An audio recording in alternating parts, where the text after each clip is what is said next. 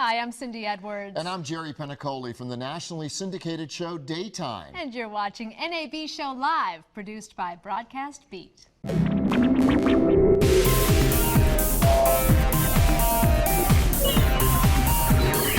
Live from Las Vegas, this is NAB Show Live, produced by Broadcast Beat. Here's your host, Janet West. Good afternoon, everybody. How are you all? How are the feet? Are you having a good show? Everybody, tell me if you're having a good show, guys. Come on, great. Right, I'm Janet West with Broadcast Beat, and I'm delighted to welcome you here. And I also want to welcome those of you in Europe who have decided not to go to bed yet, but to watch NAB Show Live.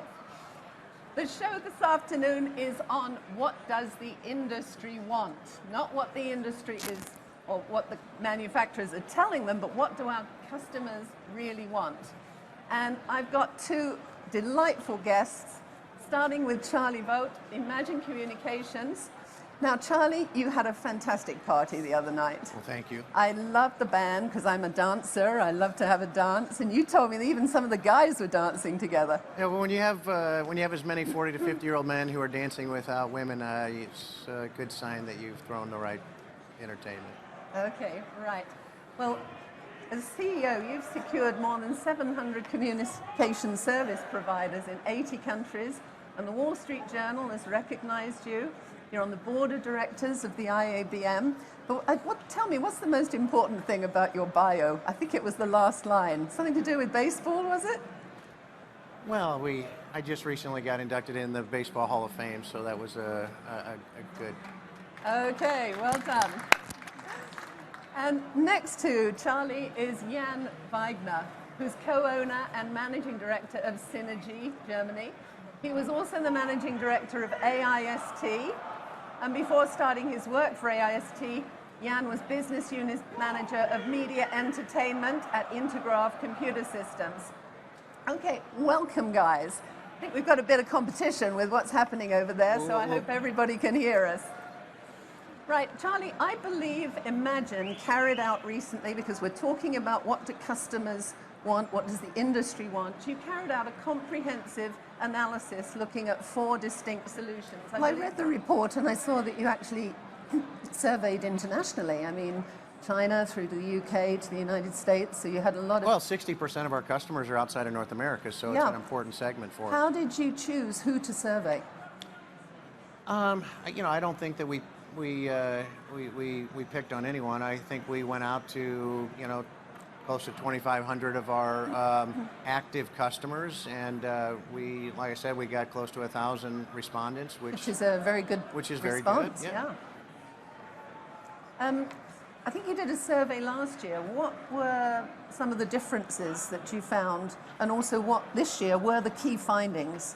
I think the main difference is just where everyone's mindset is with regards to some of those themes.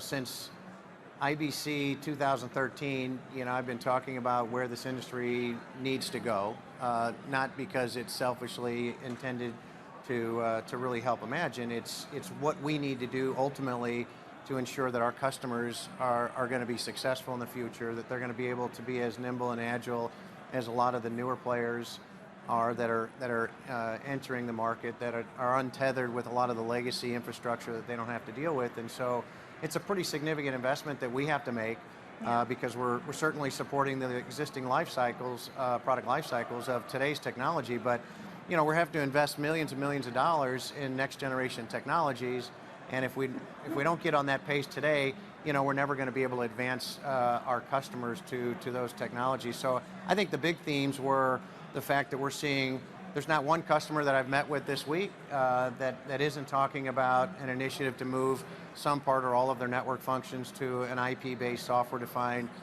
network architecture. Cloud virtualization seems to be a very interesting point, and certainly every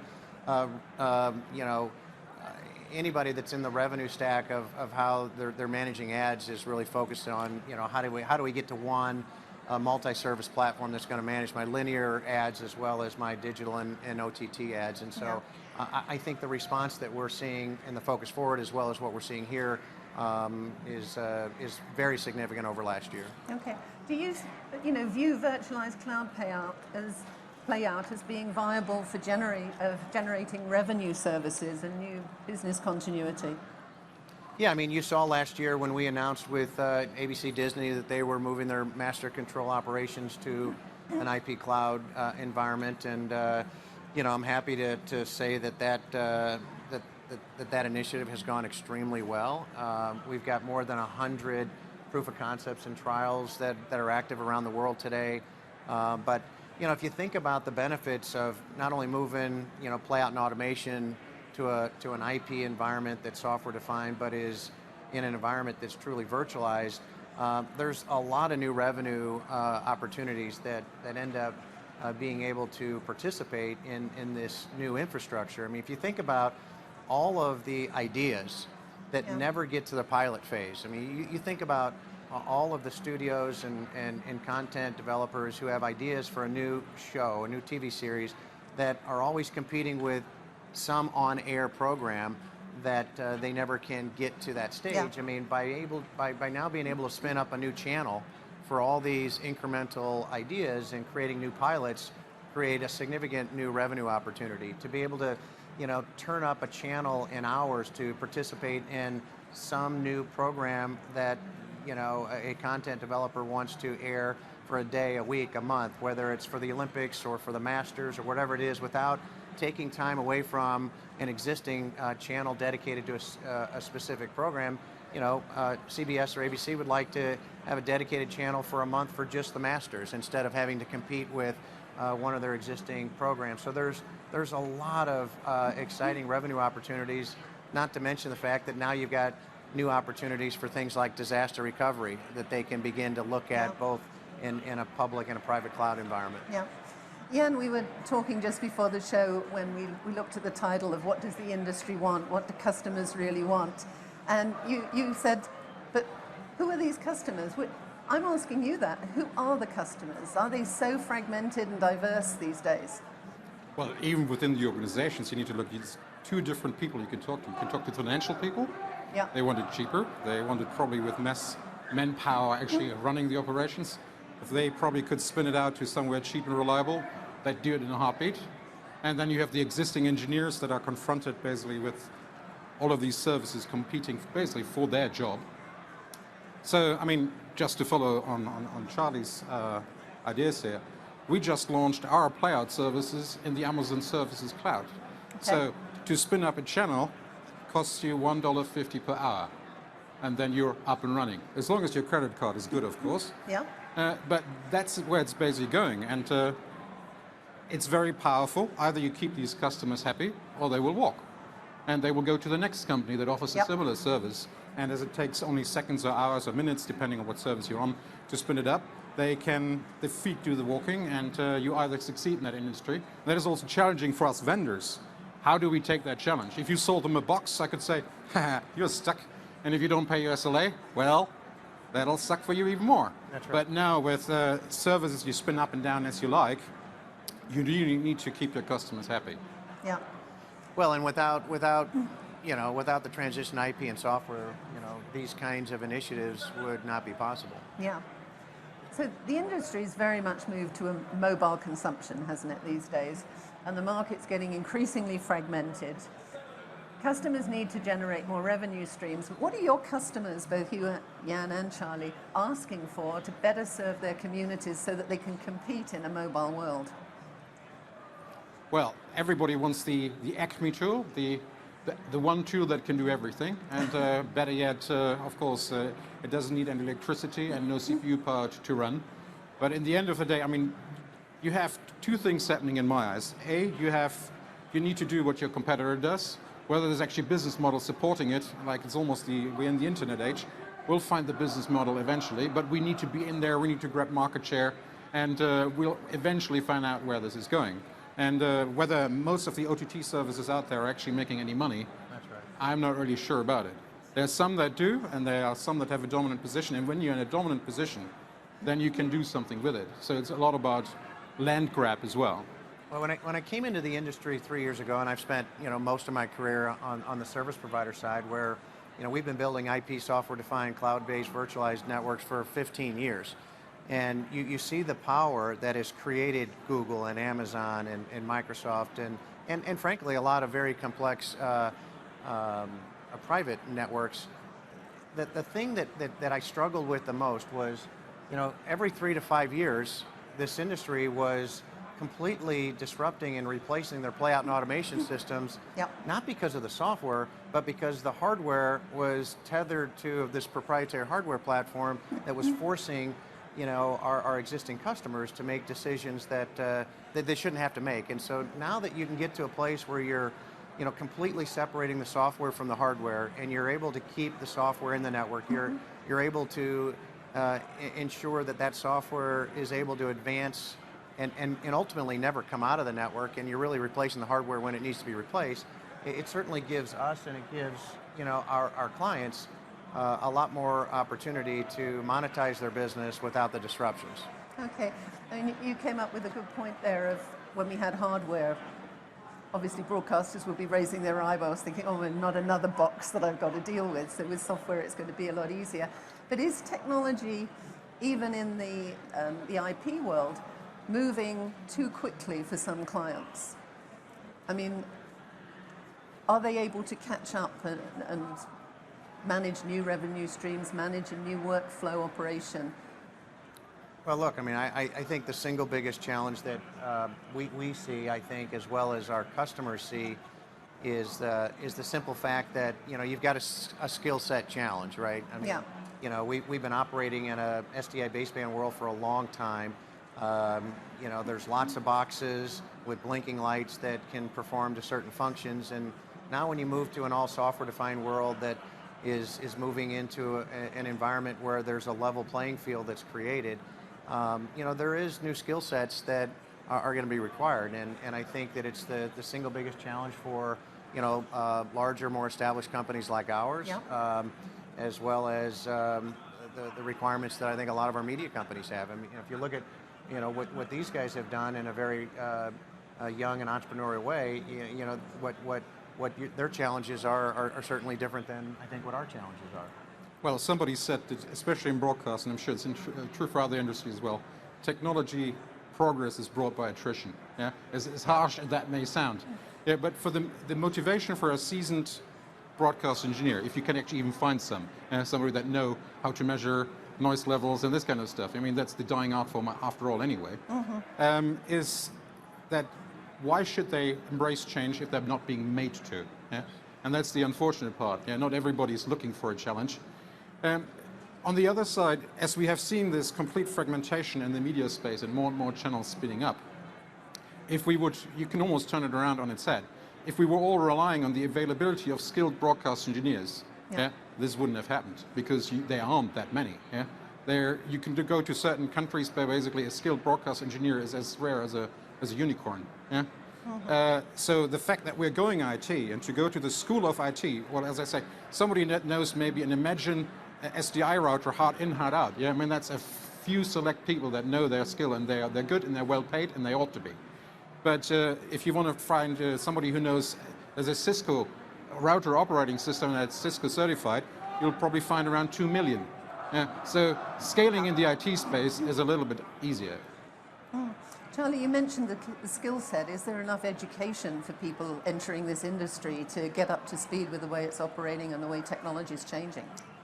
Well, I was talking to some of the executives at Disney the other day, and Renew was talking about this same topic, in that there's probably never a better time for young engineers coming out of school right now than to enter into our space, because as the point was just raised, I mean, there's a huge need and an influx of young talent, especially IT talent, to be able to help with this transition. And while we always, as technology companies, would like for the transition to happen sooner than later, the reality is there's private life cycles. There's only so much CapEx dollars that are going to get dedicated to these transitions each year. For us, we manage half of the world's video channels today, and we see all of our customers at a different place. And that said, I haven't had one meeting this week that a customer wasn't focused on the transition to IP, the transition to software, the transition to multi-platform, omni ad management platforms, and so that's exciting because that's progress, right? And so I certainly see an inflection point coming, sometime in 2018 where there's more IP being put into the network than traditional SDI baseband. Yeah. Jan, how do you feel about education and skill set? Well, the skill set will come. As I said, you can source those IT people easier than broadcast engineers. Yeah. And as we don't do hardware, I'm the one of the software stack only people. Yeah. So my motivation is of course very large to hone people's skill set in that regard. And we also, I think, from a cultural change, if you talk to a broadcast company or vendor traditionally, that was kind of always a little bit of a secret sauce. Yeah. And if you come from the GitHub type of open source IT kind of people expect this to be open, that your information is far more pervasive, and standards are expected. Yeah, and in the broadcast industry, we're kind of struggling to move towards that. And AIMS and all the Aspen, all of these other standardization efforts in towards IP, they are a must. Otherwise, this is all going to fail. Well, I mean, look, I appreciate you saying that because, I remember 2 years ago standing up in front of a room full of 500 people that were all my peers, basically pleading that, this industry, independent of the competitive landscapes, needed to come together to really create the right kind of alliance to focus on the right standards. Otherwise, nothing's going to happen. I mean, we're going to create a paralyzed environment. And, last year at IBC, I happened to sit down with the CEO of Belden, who owns Grass Valley, and said, look, if we do nothing else, we have to make sure that two large companies in our industry are aligned on where the industry is going from a standards perspective. And that evolved into creating AIMS in January, and it's been the fastest growing adoption of equipment suppliers that this industry has ever seen, not for any other reason other than, as the point was made, it's required. I think what Evertz and Aspen were doing was a little bit different than what we're trying to achieve at AIMS. It was great to see that the Evertz team, joined AIMS as well as many others over the last few weeks. I mean, we almost have 50 new members. And what's very unique about it is it's not just an alliance organization for equipment suppliers, but we're also starting to see a lot of the media companies join. So Fox is a member, CBS is a member. So it's what's needed, and I'm really proud and excited with what the team has done with AIMS. I want to bring up something which is quite important, and I believe the Focus Forward report also brought it out. 23%, I believe, of your respondents to the survey said that their top priority was security. With everything going to IP, with everything going to data centers and the cloud, how are we going to make it rock solid so that customers can feel comfortable being on the cloud? Double down. If you can afford it, I mean, that's what you do in telco. That's what you do if you design your network properly. You have to have, if you can afford it, and that's the same problem that we had traditionally, even with disaster recovery sites in the good old analog age, SCI age. Yes, it's like real men don't need backup, yeah? But at the end of the day, it costs money, and people need to know that. And if you want the fuzzy, warm feeling of having a, I don't know, Six Sigma type figure somewhere, that's going to cost you. Any which way you want to, that makes what technology you use makes no difference. Yeah, no, we've put a lot of energy into the security aspects of what we're doing with our IP technology, because we know it's one of the single biggest concerns. We created an innovation advisory board about 2 years ago, and there's 35 CTOs that sit on this innovation advisory board that come together 3 times a year. And ironically, last year when Sony Pictures was hacked, and Sony Pictures, Bill Belichi's on the Innovation Advisory Board, and ironically, they had their CIOs come and talk to us about why Sony Pictures was hacked.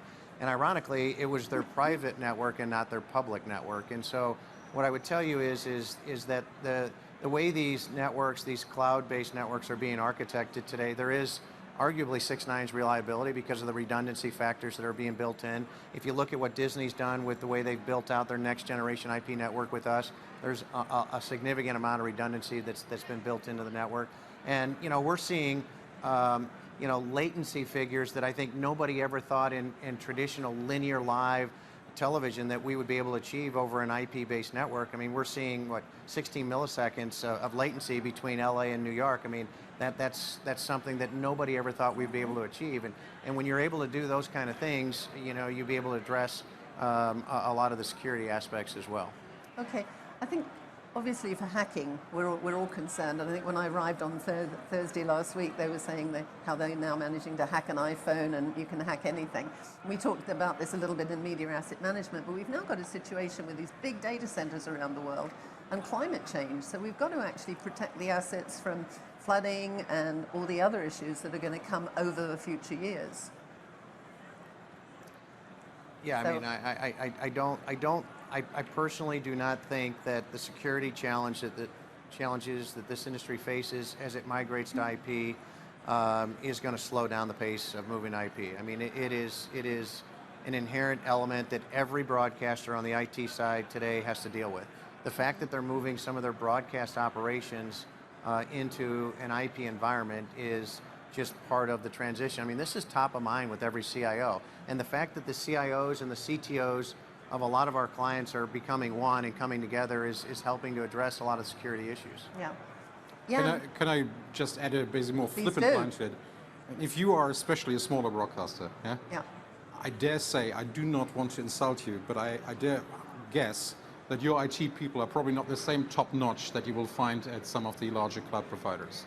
And a lot of them are going to rely on the Microsoft Azures and, to your point earlier, on the Amazons and Googles of the world. And I do believe that a lot of the smaller broadcasters, as they make this leap to IP, are going to rely on a lot of the public cloud providers to help them enable themselves, where I think a lot of the larger media companies, they just have the wherewithal to build out their own private virtual networks.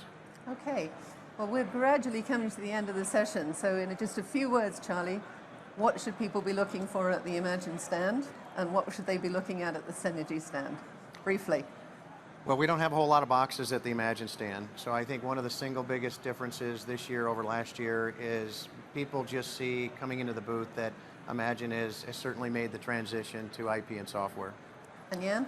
We show our first 8K playout, and I can show you an 8K playout on my laptop. Super. Guys, we've run out of time. I'm really sorry. This has been really enlightening. Thank you very much. I want to thank both of my guests, Charlie Vogt from Imagine and Jan Weigner from Synergy. After the break, we will be coming back with more guests to carry on talking about what do customers want and what does the industry want. So stay with us. Catch you in 5. I'm Kerry Sanders, a correspondent with NBC News. I'm in Tampa right now, and you're watching NAB Show Live.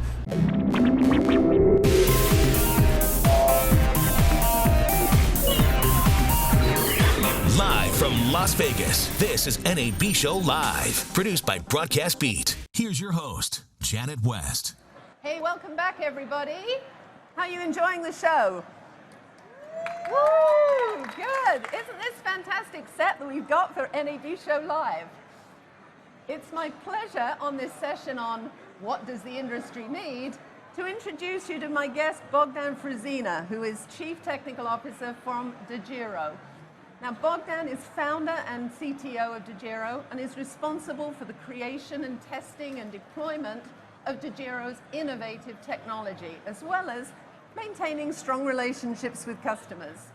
Now, after spending 5 years traveling with journalists covering election campaigns, I bet that was fun, he founded Degiro to develop and commercialize a mobile broadcasting platform to overcome the limitations of high cost of traditional news gathering technology. Now, Bogdan began his career at Research in Motion, now BlackBerry, and has started several startup ventures. Welcome. Well, thank you very much, Janet. Now, I think we're going to start by showing a clip, but while they're getting the clip, what does the industry want? What do customers want? Which customers? Well, it's all about content creation. Ultimately, everybody in the broadcast industry creates content. So anybody who creates any type of content needs to do two things: create it and then move it. So that's what it's really all about. And in order to do that, you need to have an end-to-end acquisition, management, distribution platform to be able to do that. And that's what we're trying to do at DeGiro. Okay, do we have the clip coming up? Oh, not, we'll carry on talking then. How do you find out what your customers want? Oh, here we go. When it comes to covering live news and events, the use of IP technology to transport video from remote locations is becoming the norm. It gives field crews greater flexibility, agility, and efficiency, and provides broadcasters with a more cost-effective way to deliver more live content from more locations and from more vantage points. IP video transport technology is not just about bonding cellular connections, it's about bonding all available IP networks, whether it be satellite, cellular, Wi-Fi, or Ethernet to create greater bandwidth and resiliency. The rollout of LTE networks, long-range Wi-Fi, and more intelligent connection management technology has made this possible. Broadcasters and other video professionals now have a growing number of tools to choose from. Whether it be camera-mounted or body-worn portable transmitters that deliver high-quality, low-latency feeds, ruggedized transmitters that work with conventional and emerging camera sources and portable satellite dishes, notebooks running bonding software combined with DGAN terminals to enable reporting from very remote locations, or smartphones for covering breaking news. It is all about providing the right acquisition tools for the right situation. And for large planned events where cellular infrastructure may not be available, DeGiro can deploy private Wi-Fi networks to help broadcasters provide live coverage to their audiences. But the conversation is no longer just about how content is captured and transported from remote locations. It's about how the acquisition assets and incoming content is managed and shared. It's about open standards and interoperability to create best-of-breed broadcast solutions with maximum flexibility and scalability. That's where the Live Plus video platform from DeGiro really excels. Broadcasters can now geolocate and remotely control their acquisition assets, monitor performance, preview incoming feeds, and route their content, while our cloud distribution network simplifies the sharing of content amongst broadcasters at a fraction of the cost of conventional approaches. For broadcasters, IP has changed the game, but at DeGiro, we believe is just the beginning.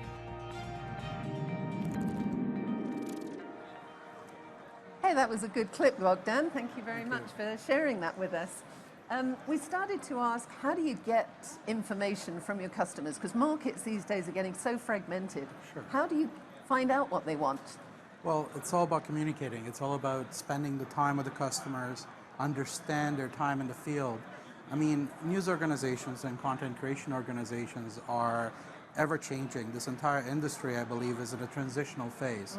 It's a constant evolution with the involvement of IP and what that does for current broadcast, and the involvement of the fragmentation of the audience. They have to adjust as content creators and use the different types of tools and techniques that are available to be able to deliver that content to their audience in the way they like it. In order to understand that, you have to spend time with them. You have to partner up. It's not about customers. It's really what our partners need. Yep. And us at DeGiro, we really believe that. And it's in our DNA to put customer first. As a matter of fact, it is one of our very important things that we believe in, and everybody in the organization understands that, I believe. Additionally, it's spending the time and understanding the customer's pain points and trying to solve the problems as best as possible with current existing technologies, but also understand when there is opportunity for development and new innovation to be able to increase that. I mean, some of the challenges that the entire industry is facing is cost cutting, cost reduction, but at the same time deliver a ton more content from pretty much anywhere with any type of tool that you've got available. So we thought that's a fantastic challenge, so we decided to take some of it on. But it is not just about us. It really is about an entire ecosystem. There's a lot of partners. You had two wonderful guests here a little bit earlier, Yep. which are all about IP as well. Yep. And I believe it is all about partnerships. It is all about evolving. AIMS was one of the conversations that was a little bit earlier. Yeah. So it is about that interaction between different groups, because we together as an industry have to stop the fragmentation and go towards more standard-based. It was an interesting piece of conversation on the earlier show about how specifically standards is so normal in the IP world, but yet when you come to broadcast, people enjoy a closed environment. Yeah. We believe in the standards version because the more standards there are, the easier it is to add more value to platforms, the easier it is to adapt the technologies that are available, and it allows our broadcasters, customers and partners to integrate solutions at a much more affordable price, less CapEx, less OpEx, and overall deliver the new content and the new method of distribution to allow where the industry is moving, I think. And as you said, you're working with a lot of partners, so you've got to be all working in the same direction. You can't have closed systems when absolutely. you're working with partners. It was interesting, as I walked from the South Hall to the North Hall, this guy came past me and he was on his phone and he's saying, I want to know how my system's going to fix in with his system. So people do want to have that transparency these days. Without and Jan, you're 100% right. Without interoperability, I think this industry is not poised for rapid growth like some of the other industries are that do have standards and they have the ability to do that. We have to allow entrepreneurship in this, and to do that, you kind of need to know what you're working towards. In a closed loop environment, it's hard to integrate with what's currently existing. So how do you secure the customer's capital and operating deployment from a cost perspective over the years to come, and not waste it, throw it out, and replace it every 4 or 5 years because another vendor or somebody else has got slightly better mousetrap than the other guy. So it is all about working and protecting the customer's investment, because if we don't do that, then this industry is not going to be successful in the future. So it is all about interoperability. It is all about standard creation. And we've invited all our competition to have the conversation many, many times. Although I believe that the industry is finally with things like AIMS and Aspen, but I believe AIMS is going to be sort of the chosen one over time. But it's moving towards that type of infrastructure, which is fantastic, I think. Yeah, okay. You mentioned people want cost cutting.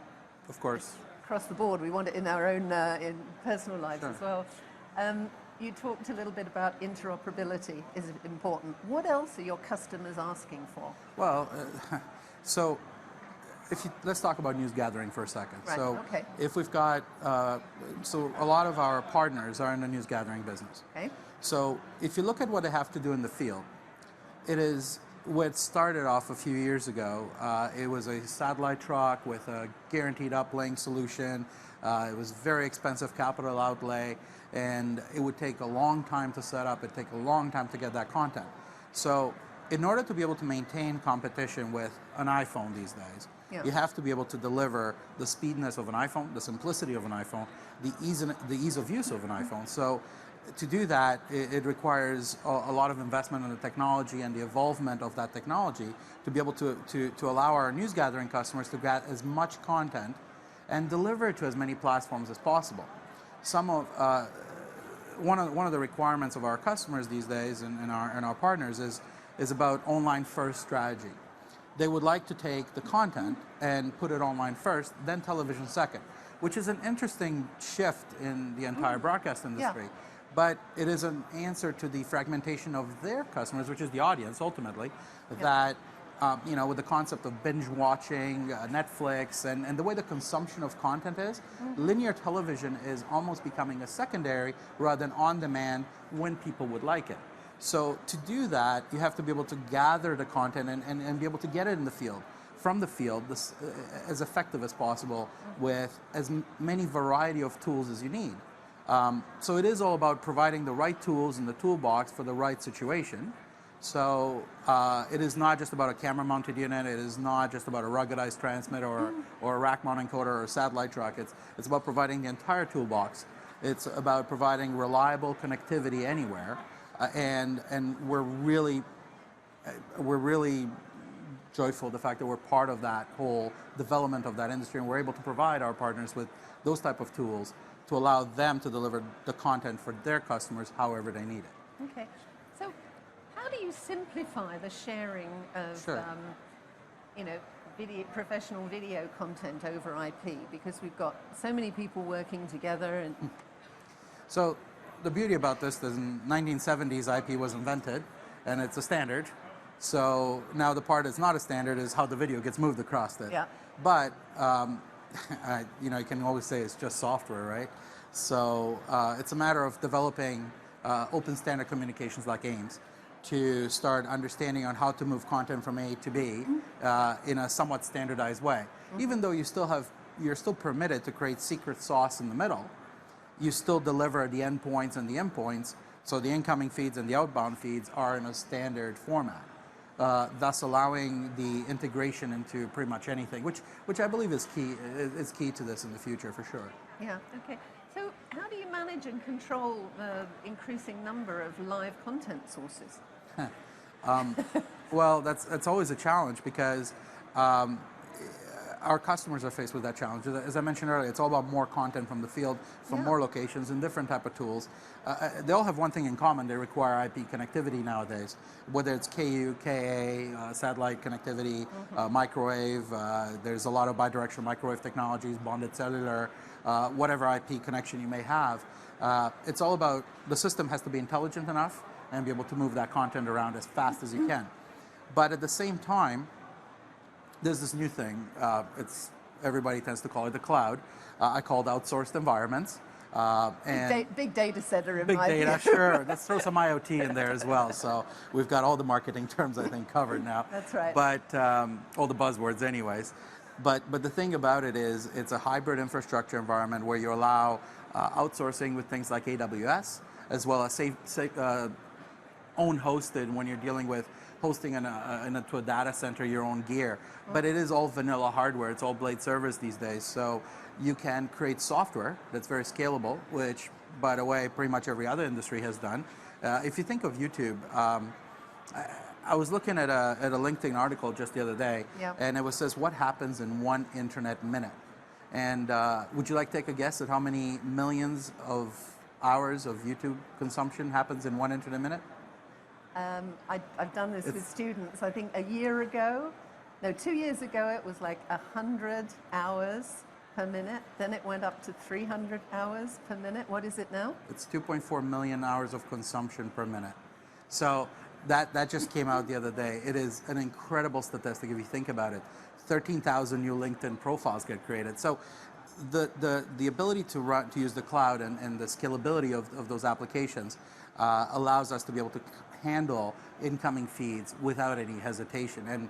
And what's happened is, thanks to people like Intel, who have developed the CPUs, and IBM, who's developed some of the hardware, to allow those kind of systems to grow very fast, scale very fast, storage systems for data center providers to be able to allow our applications to run on them. It's really changed the world on that side of it too. And with CPUs becoming faster, memory more accessible, storage more accessible, that allows us to drive more complex algorithms for compression, more complex algorithm for storage, and that's a really important, I mean, without it you wouldn't be able to do it. But it's the software that resides on top of it in the applications to be able to handle as many incoming feeds as you want. With all that amount of data, though, I wrote an article for Broadcast Speed on, we've got a limiting factor. We've got 24 hours in a day. When are we going to watch all this content? You see, you know, I can handle 2 devices sometimes to work, but I've only got 2 hands. I can't hold more than 2 things. I think we all have ADD of some sort these days. But anyway, I think that's part of the conclusion anyways that I have. But and I agree. At the same time, I also believe there's 6 billion people on this planet, and we're pretty much going to become 6 billion over broadcasters. 7 billion now. Oh, sorry. My apologies. I don't have my statistics right on that part. But either way, I believe the fragmentation of the industry will continue to grow. And the reason why that is because my personal profiles may be slightly different than your personal profiles, or what you like to enjoy. And there's always going to be a content creator out there that would like to create the content of what you enjoy and what I enjoy. Therefore, we both now have to pretty much consume twice the content. The question is, how are you going to pay for all this? But that's I think is an answer that's going to come over time, and we're already seeing it. I mean, it's diversification, it's online first strategy, which I just talked about, Facebook Live, and all those type of technologies that allow you to deliver that type of content. It's all about, you know, I'm hanging out with my friends, let me show you what I'm doing at this party. Well, that's not a big audience, but you know what? It's an important thing for the 10 people that want to watch it. So I think that is happening already. I mean, it's a natural thing. Yeah, okay. Now, one of the things we did touch on in the previous session, but I'd love to hear your views on this, is with all this data, I mean, not just what's going up on YouTube, but we've got all your clients, broadcasters, etc., with so much content, security. Oh. A lot of people are so worried about security. I mean, I've got a business I know in the UK. They've started taking all their data off. It's a graphics for feature films. They're taking it all off the cloud and storing it locally in 2 places because they're really worried about losing their assets.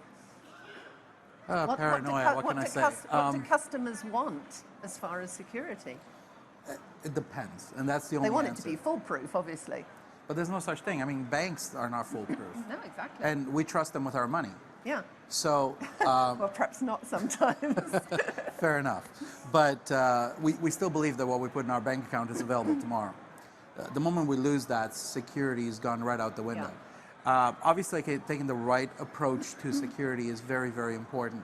I don't think anything is 100% foolproof. I don't think that's possible.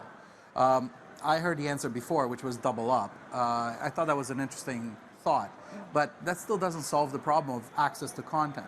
I mean, look what happened to a very large content manufacturer in the world that creates a lot of movies, right? Sony Pictures. It got hacked, and there was a lot of fallout out of that. Yeah, and we had one of our biggest telecom companies in the UK got hacked just before Christmas. And unfortunately, it's all about how you protect the security ultimately, how you protect the data, how deep inside the network. And even if you take it off the web, it doesn't matter because you can still technically access it. So currently, as long as you have an internet connection to your building, you could get hacked. If somebody has the right credentials, you can get around it. Hacking is not just intruding into some. So security, to summarize it, I think it's all about taking the right approach, making sure that you're up to date with the new security information, making sure you pretty much have a security officer that helps you develop this stuff and it is part of the industry, and stay on top of it. If you fall behind, you're toast. And this is why I believe a cloud-based solution that stays ahead of itself, ahead of the hackers sort of community or security breaches, it will be a lot safer and more secure environment. So we put security first as a thought as well in our development. It is part of the design part, it's part of the development part, it's part of the delivery part to our customers and maintenance as well. But like everything, nothing is 100% secure, including your own data that is sitting in your own storage systems. Even if you lock them up, they're connected to the internet. That connection can be broken.